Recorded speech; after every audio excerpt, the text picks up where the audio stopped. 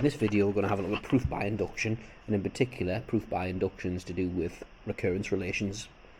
So given a question like this, given that un plus 1 is 5un take 8, where the first term u1 is 3, prove by induction that a closed formula for the nth term un is 5 to the power of n minus 1 plus 2.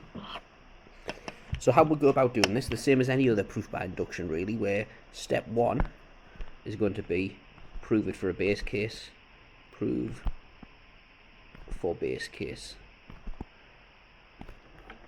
But there's a little bit of a twist with this one, because we've got to prove it both for the given term here and prove that the transition between terms works. Now I'm going to use some slightly different notation to other types of proof by induction, and the reason is, if I were to say now let n equal 1, well, if we're talking about the nth term, when n equals 1 we're talking about u1. However, here, when n equals 1, we're considering the term u2, so I think it's confusing to use the terminology here and the notation let n equal 1. Instead, to eliminate any confusion, I'm going to write consider u1, and then there's no confusion. Okay, so considering u1, the left-hand side, i.e. this bit here, is equal to 3. The right-hand side equals 5 lots of 1 minus 1 plus 2 equals 3.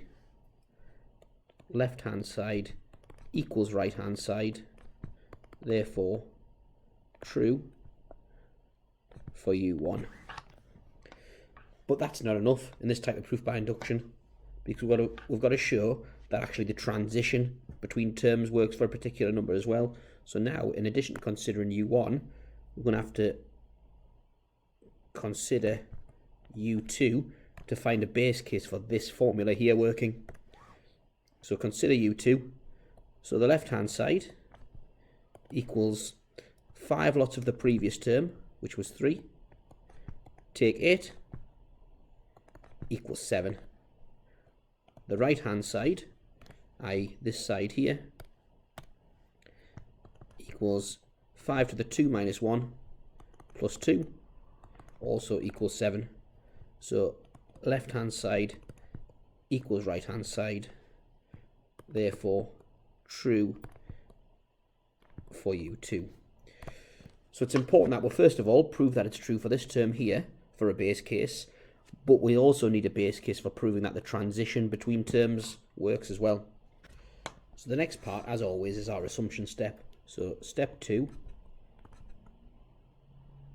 assume true for uk.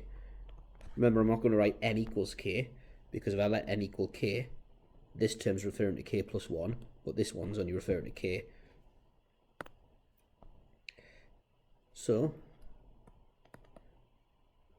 assume that uk is equal to this right hand side here. So we're going to assume that to be true. It's what we're trying to prove, but we're going to assume it to be true now. So assume that uk is 5 to the k minus 1 plus 2. 5 to the k minus 1 plus 2. And then we've got the inductive step. So 3, inductive step.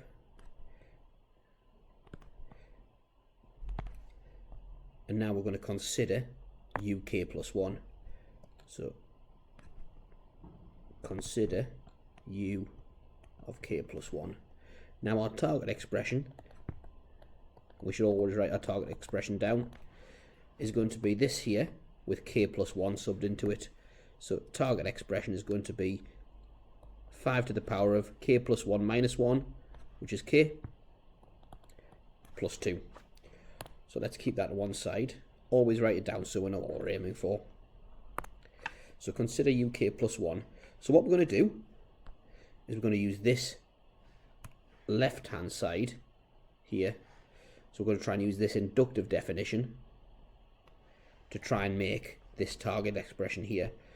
So we've got uk plus 1 is 5uk, take 8.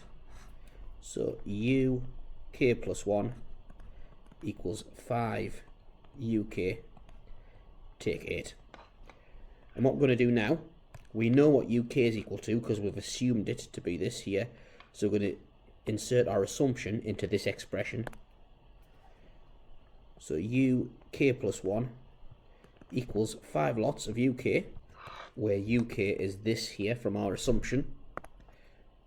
So 5 to the power of k minus 1 plus 2. So that's 5 lots of UK. Then we take 8. And now we're going to manipulate that algebraically to get our target.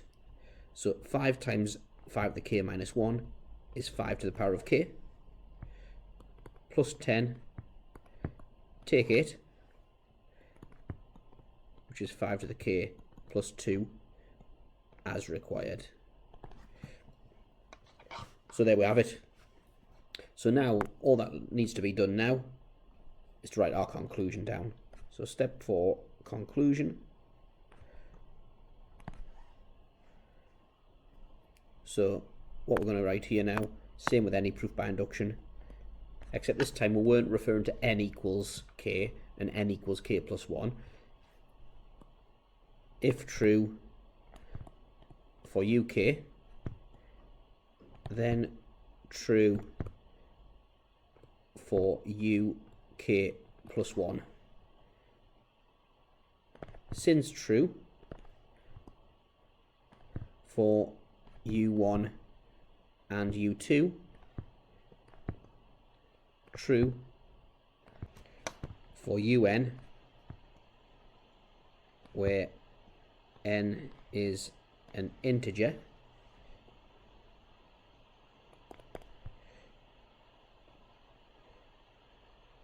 with n greater than or equal to 1. And that's a proof by induction with recurrence relations.